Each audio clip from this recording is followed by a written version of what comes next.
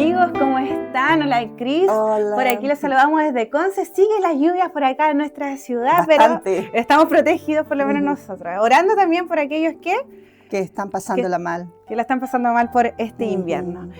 Cris, hoy día vamos a conversar sobre una lección fascinante, se llama Los dones espirituales, y unos capítulos espectaculares de 1 Corintios. Y cuéntanos, ¿quién es el invitado para conversar sobre estos dones? Tenemos un invitado especial como todas las semanas. Él es Rodrigo Andrades, él es el director del coro principal de nuestra iglesia, es un líder de iglesia y estamos muy contentos de tenerte con nosotros, Rodrigo. Hola, Rodrigo, bienvenido. Y muchas gracias por aceptar nuestra invitación. No, gracias a ustedes por la invitación y también es un desafío para mí poder compartir para todos nosotros. Con todos quienes nos vean, nos escuchen acerca de esta lección. Amén. Vamos a orar para comenzar, Cris, ¿te parece? Ok. Padre querido que estás en los cielos, te pedimos una bendición especial sobre este tiempo que vamos a utilizar al abrir tu palabra, que tu Santo Espíritu pueda hablar a través de tu palabra para todos nosotros. Bendice en forma especial a nuestro invitado, a Rodrigo, que pueda ser utilizado por el Espíritu Santo, y también una bendición especial sobre todas las personas que están asistiendo a este capítulo para que puedan ser edificadas en su vida espiritual. Te lo pedimos y agradecemos en el nombre de Cristo Jesús. Amén. Amén. Bueno, queridos amigos, esta lección es bien interesante, pero hemos estado estudiando el libro de 1 Corintios y hemos visto que hay una sucesión cronológica con respecto a varias cosas. Vimos unidad en Cristo, vimos problemas, vimos el tema de la cruz y ahora llega el tema de los dones, ¿sí? Porque había un problema ahí en la iglesia. Entonces, vamos a abordar 3 tópicos de esta lección, que son la diversidad de dones y la unidad del cuerpo de Cristo, el amor como el camino más excelente y el orden y propósito del uso de los dones. Así que para comenzar vamos a hacerle una pregunta a Rodrigo. Rodrigo, cuéntanos, ¿qué es un don? ¿Y es lo mismo tener un don espiritual que un talento? ¿Hay diferencias? ¿Cómo podemos reconocerlo? Bueno, la verdad es que normalmente uno asocia los dones con los talentos y cree que son lo mismo. Lo mismo. Y a la luz de la lección no son lo mismo. Sin ¿cierto? embargo, no son lo mismo. Sabemos de que todos nosotros tenemos o nacemos con algunas características particulares, habilidades que nos hacen especiales en algunos aspectos de nuestra vida, las cuales también las hemos desarrollado a lo largo del tiempo, pero son cosas propias, que no han sido dadas por el Señor de manera divina para un propósito divino, para un propósito espiritual. Y esa es la diferencia. Muchos de nosotros a lo mejor podríamos tener una buena dialéctica, poder conversar muy bien, poder convencer acerca de muchas cosas, y lo podemos desarrollar en nuestra vida diaria, en nuestra vida cotidiana, profesional, en nuestro trabajo, con nuestra familia. Sin embargo, no está conduciendo a la unión de la iglesia. Y por lo tanto, ahí hay una diferencia importante. Los dones espirituales son entregados por Dios a través del Espíritu Santo a cada uno de nosotros para poder conformar este cuerpo de Cristo. Si lo entiendo bien, yo puedo tener un talento, ¿no es cierto? Por ejemplo, me gusta cantar y canto muy bien, que no es mi caso. Canto muy bien. Entonces, si yo lo uso para un motivo que no es la edificación de la iglesia, sería solamente un talento. Pero si yo uso mi voz para edificar la iglesia, ¿pasaría a ser un talento? Sí, yo creo que es importante, por supuesto, pedir que ese talento pueda ser puesto al servicio de Dios. Y ahí sería un don. Y claro, y en esa oportunidad, en ese contexto, pasa a ser un don espiritual. No lo había visto nunca de esa manera. Qué bien. Sí, bueno, yo pensaba, por ejemplo, que se habla tanto en el contexto que vivimos hace poco, el Mundial de Fútbol, se habla, ¡ay, qué talentoso! ¡Ay, que tiene un don ese jugador! Pero a la luz de la elección yo vi la diferencia y decía, no, el don tiene un propósito netamente espiritual. Espiritual. Entonces, bueno, vamos a hablar ya del primer tópico de la lección, que habla de la diversidad de dones y unidad del cuerpo de Cristo. En estos días, que es el domingo y el lunes, Pablo enseña que el Espíritu reparte diferentes dones. Como decía bien Rodrigo, es el Espíritu quien lo reparte. Y a cada uno de forma particular, ¿cierto? Y como la iglesia es un cuerpo, muchos miembros, muchas funciones, pero hay una sola unidad que tiene que reflejar el carácter de Cristo, así como también es el carácter de Dios, que es Padre, Hijo, Espíritu Santo, ¿cierto? El Dios Trino. Entonces, 1 Corintios 12:3, Rodrigo dice que confesar a Jesús es el Señor es el don más básico del Espíritu. ¿Por qué Pablo considera que una confesión de fe simple es un don espiritual al mismo nivel que otros dones, como por ejemplo sanidades o milagros?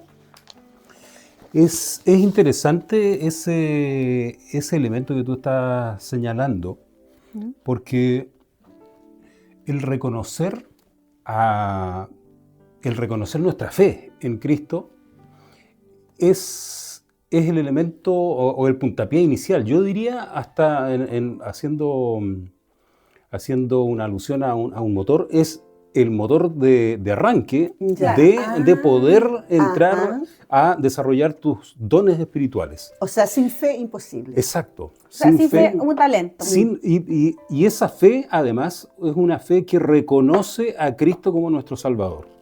Y en ese sentido, a mí me llamó mucho la atención de esta lección, y también haciendo una comparación, me gustaría que pudiéramos leer también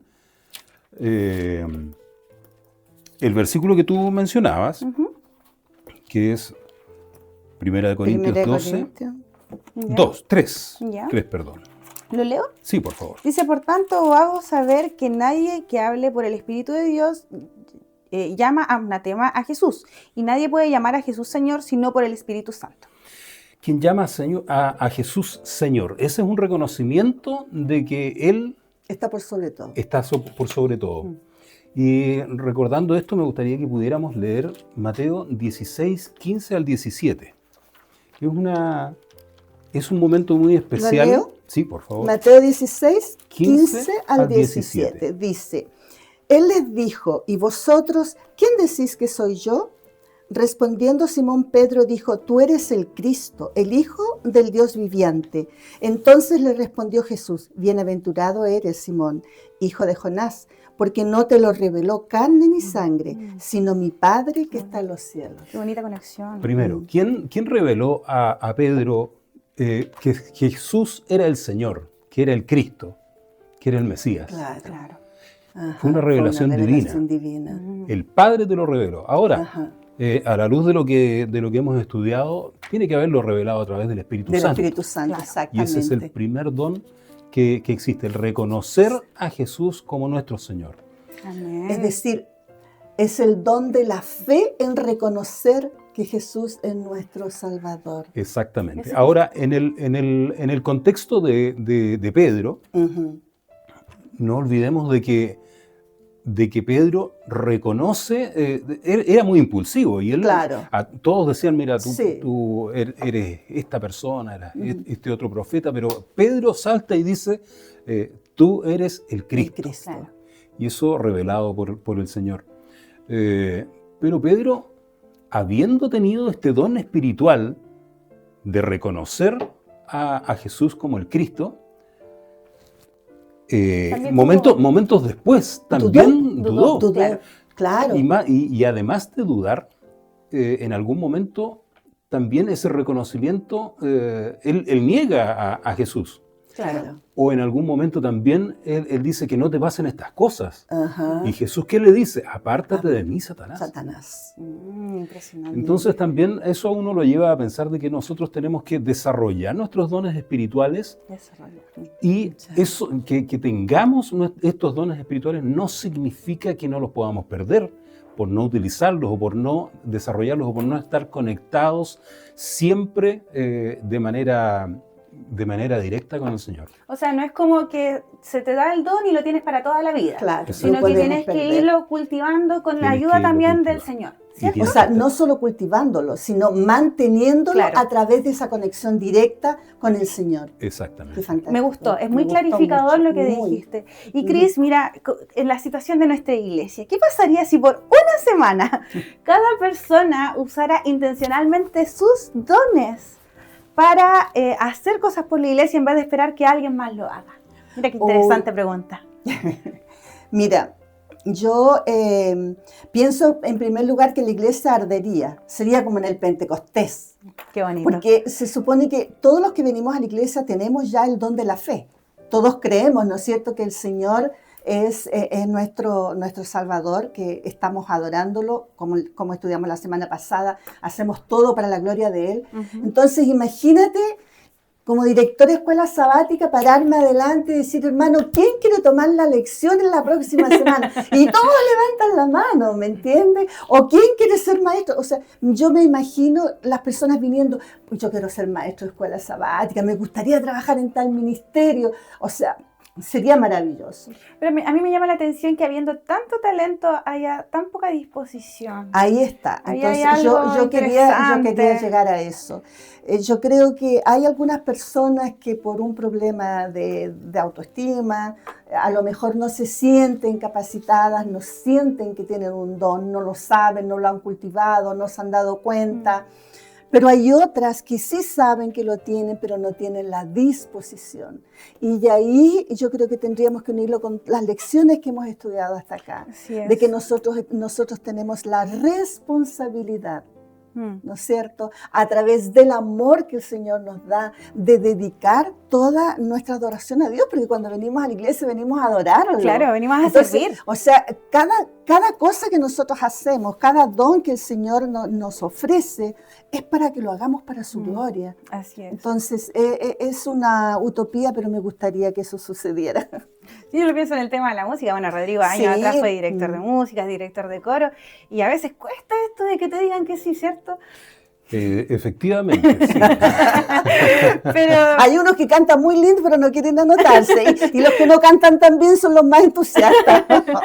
Yo trataría de pensar en que tiene a lo mejor alguna forma distinta de ver sus dones, pero en el caso de cómo lo presenta Pablo, Pablo al parecer estaba encontrándose con un contexto bien interesante, que era que había un desorden en la iglesia de Corinto. Estaban todos peleando. Todos peleando, había muchas facciones.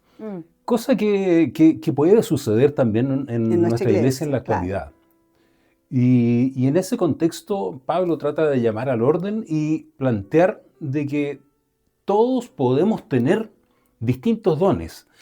No necesariamente todos podemos tener el mismo don. Claro. Esa era justamente la pregunta que te quería hacer, porque Pablo usa esta analogía del cuerpo e insiste que quizás hay algunos más débiles, otros menos honrosos, pero que todos somos indispensables, ¿cierto? Por ejemplo, cuando uno se hace una herida o se corta un dedito, pucha, ¿qué hace falta después? Uno se siente incómoda. Me quedé este dedo y todavía me queda esta chueca. Y todo es importante. El corazón, el pie, la mano, todo es importante. Entonces quería preguntarte, ¿qué problema específico estaba en la iglesia y cómo Pablo con este argumento dice que todos somos útiles en la obra del Señor? Bueno, nosotros todos como personas a veces pensamos de que debemos ser más importantes que otros. De hecho, en el seno del mismo apostolado, de los mismos discípulos, hubo personas que querían ser el mayor, que querían sentarse al lado del Señor. Y eso también generó mucha controversia entre los mismos discípulos. Esto mismo, al parecer, estaba sucediendo en la iglesia de Corinto. Y Pablo tuvo que hacer una analogía, que es la analogía del cuerpo. O sea, todos aquí somos parte de un solo cuerpo, que es la iglesia, el cuerpo de Cristo. Y habla de los órganos, de los miembros del cuerpo, que todos en sí mismos pueden tener una importancia específica, pero dependen del otro. Y ahí hay una cosa muy, muy interesante, que es que los órganos del cuerpo, los miembros del cuerpo, son interdependientes. Claro. Puede que nosotros tengamos una muy buena vista, pero si esa vista deja de tener una buena irrigación, vamos a perder esa vista. Exacto. Necesitamos del corazón. O para poder movilizarnos necesitamos de las piernas necesitan del pie, están todos conectados. Claro. Cada uno tiene una función específica y no todos podemos hacer lo mismo. Así es. Probablemente, y a mí me pasa cuando tengo que decidir, por ejemplo, a quién asignarle en el coro un solo. Claro. Probablemente muchos quisieran hacer el solo. porque por supuesto resalta dentro del coro, pero hay que entregarle esa responsabilidad a quien tiene también el don específico. Por supuesto, uno trata de que todos desarrollen esa capacidad, o muchos desarrollen esa capacidad para disponer de más personas para poder hacerlo. En el caso particular de Pablo, él está haciendo este punto. Todos somos importantes, cada uno puede desarrollar una función específica en la iglesia y ponerlo a disposición de su iglesia para el avance de su obra. Muchas gracias. Ahora vamos a pasar al tópico número 2, que es lo que motiva realmente también poner estos dones al servicio, porque puede que haya una motivación a veces egoísta y yo creo que ahí ya no sería don, pero el amor es lo que hace excelente esto. Entonces, ¿qué piensas tú, Rodrigo, con respecto a esta cronología que hay? Primero se habla de los dones, después se habla del amor y después se habla como de la corrección sobre lenguas. ¿Por qué este capítulo está aquí, justo al medio? Es interesante que podamos pensar que primero estábamos hablando de reconocer a Jesús como nuestro Señor. Y ese es uno de los primeros dones. Y podríamos tener muchos dones, pero si estos dones no tienen un denominador, que es el amor, que diría yo que es lo que le da sentido a nuestras acciones, que es lo que le da propósito a nuestras acciones. Porque podríamos tener muchos dones y utilizarlos en un sentido que no fuera el más correcto. Entonces es el amor, y de hecho eso es lo que plantea en el capítulo 13 Pablo, que la preeminencia aquí está en el amor. En el amor. Es el amor el que le da esta dirección a todos los otros dones que tenemos, porque la dirección es justamente llevarnos al Padre. Al Padre. Y el Padre es amor. Claro, o sea, es el amor al Padre y el amor al prójimo en segundo lugar. Claro. Y finalmente cuando uno asume, por ejemplo, llevándolo a un tema más en la iglesia, cuando uno asume un compromiso, uno no lo está asumiendo con una persona, uno lo está asumiendo con el Señor. Con el Señor, y bueno, yo te quería preguntar, Cris, este capítulo de 1 Corintios es súper conocido, 1 Corintios 13, porque se habla como que el amor es paciente, bondadoso, no se irrita. ¿Qué nos está queriendo decir Pablo con respecto a la naturaleza del amor que se plantea aquí? Bueno, en realidad, primero yo creo que tendríamos que diferenciar en los tipos de amor, porque hay un amor romántico, ¿no es cierto? Y hay un amor maduro. Lo que se está refiriendo Pablo aquí es del amor maduro, no del amor romántico. De hecho, los estudios con electrofuncionales han mostrado que estos dos tipos de amor incluso son químicamente diferentes y usan circuitos cerebrales diferentes. Qué interesante. Por ejemplo, cuando hablamos del amor romántico, estamos con el sistema de recompensa dopaminérgico en el que está obnubilada nuestra razón. O sea, cuando tú empiezas a pololear, la idealización. El amor es ciego, ¿no es cierto? Sí. Es justamente por eso, porque tu córtex prefrontal está lejos de ahí, lo dejamos descansar. Entonces, cualquier decisión que tú tomes no va a ser la mejor. Ahora, el amor del cual nos habla Pablo aquí es el que tiene que ver en la relación de pareja, del matrimonio. Que no es el amor romántico, es el amor maduro, que tiene que ver con que nuestro corte prefrontal está con toda la razón, con la crítica profunda. Ya no es la dopamina, sino que es la oxitocina, la vasopresina. O sea, que hormonalmente son otras las químicas que funcionan. Y eso nos conecta con la seguridad, con la calma. Tiene que ver con el hecho, con la confianza, con el apego, con ese vínculo que se produce entre un hombre y una mujer, o dos hombres o dos mujeres, en el sentido que aquí habla Pablo con tus hermanos. Pero llevándolo a un plano de iglesia, Cris, ¿cómo se entiende esto? Es que nosotros tenemos que tener el amor que habla Pablo, que es el amor maduro. Entre nuestros hermanos. Entre nuestros hermanos. Y eso es esencial para que nuestros dones salgan a relucir. Si nosotros, eso es un don. El amar a nuestros hermanos. Es básico. ¿Por qué? Porque por eso que dice, el amor todo lo soporta. El amor es paciente. O sea, si mi hermano es impaciente y yo tengo ese amor, yo voy a tener paciencia contigo. No me voy a irritar. Yo te voy a entender. Y es ese el amor del cual nos está hablando Pablo. En ese entender queda claro de que todos no somos iguales. Claro, absolutamente. Y ese amor, como dices tú, un amor reposado. Reposado. Uno tiene que también entender de que cada uno de nosotros va en una distinta fase de su caminar. Exactamente. De su carrera espiritual. ¿Qué es lo que Pablo nos ha estado hablando ahí en la lección pasada? Él decía, hay algunos débiles y algunos fuertes. Y hay cosas que los fuertes espiritualmente no deben hacer por amor a los más débiles. Así es. Entonces, en este camino espiritual, no todos vamos iguales, principalmente los hermanos que están recién llegando a la iglesia. Tal vez algo que estaba pasando en Corinto es que muchas personas sentían que eran más espirituales que otras. O más importantes. Y más importantes que otras, pero en eso a veces perdemos el sentido, que justamente el amor, el sentido de estos dones espirituales, que es poder apoyar a todo el resto para que todos tengamos salvación. Y lo interesante es que mientras nosotros más madurez espiritual tenemos más responsabilidad y nosotros no somos conscientes de esa responsabilidad. Entonces el amor es fundamental.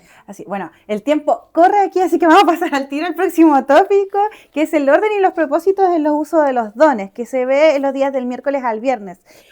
Rodrigo, una pregunta. ¿Cómo se define, o mejor, cómo se manifiesta, por ejemplo, el don de lenguas? Porque al parecer en Corintios había un problema con este don. Había como un abuso, insistiendo en que debe ir acompañado de interpretación. Por eso Pablo dice que sin amor, todo este don se reduce a un metal, ¿cierto? Que resuena, a una campana y que hace ruido. Entonces, ¿por qué Pablo compara específicamente el uso correcto de este don con ruido sin sentido?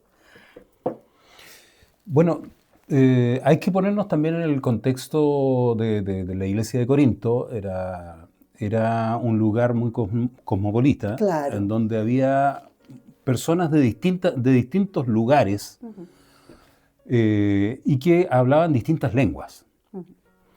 Y bueno, hoy nosotros tenemos la posibilidad de la traducción, a lo mejor simultánea en el celular. Pero en ese tiempo era un problema grave. Claro. Y además, lo que se buscaba era poder entregar un mensaje. Claro. El mensaje era de la Cristo. Misión. Esa era la misión. Entonces, para poder entregar el mensaje, tú necesitabas llegar con ese mensaje a personas que no hablaban tu idioma, tu lenguaje.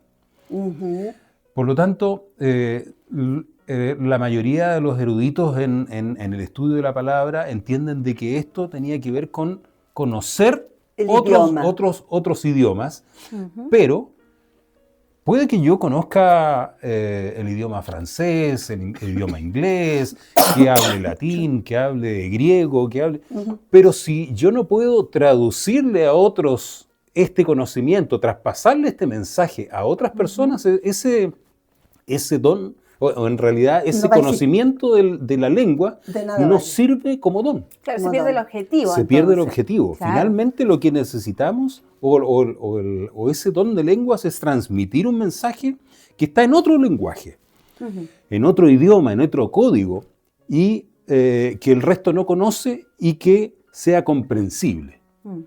Si no es comprensible, entonces es justamente, como dice el texto, metal que retiñe.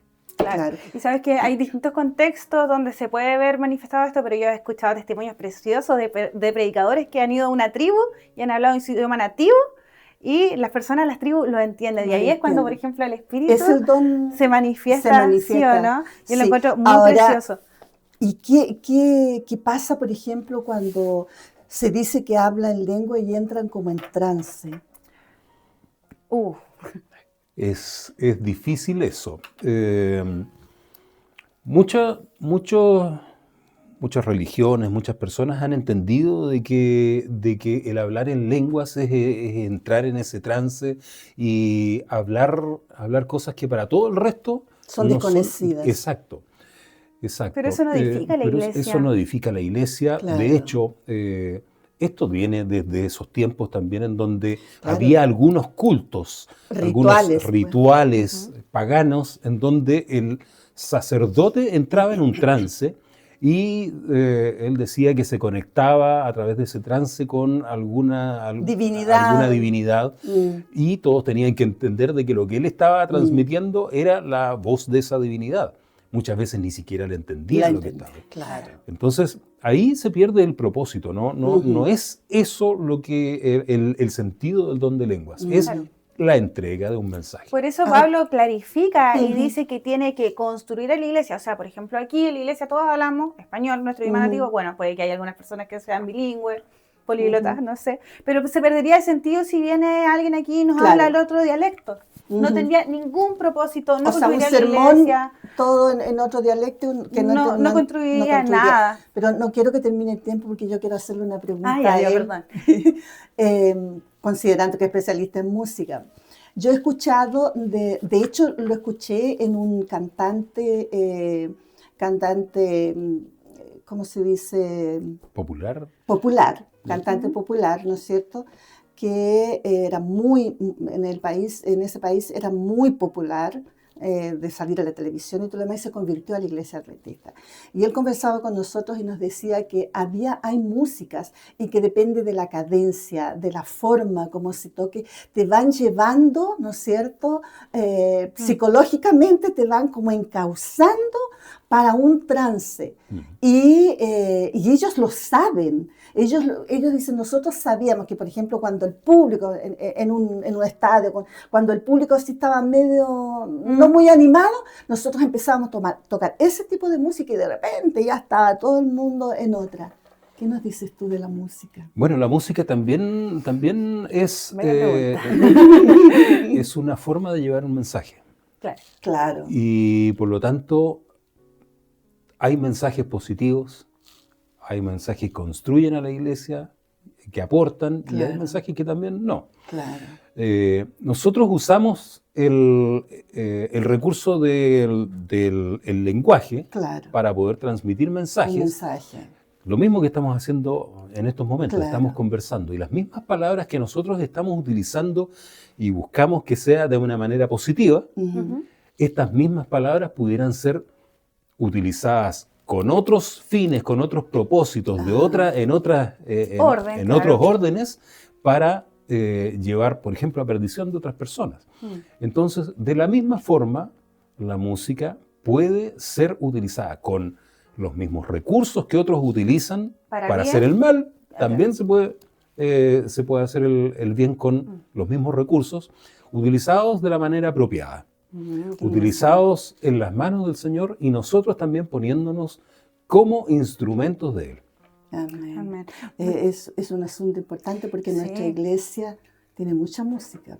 Sí. Y bueno, lo que pasa es que hay muchas iglesias que basan todo su culto en solo música. Y eso también, no sé si es la mejor manera de construir una comunidad o una iglesia. Bueno, ya se nos está acabando el tiempo, tenemos que ir terminando, pero a veces pasa de que se pierden los principios, ¿cierto?, de los dones espirituales.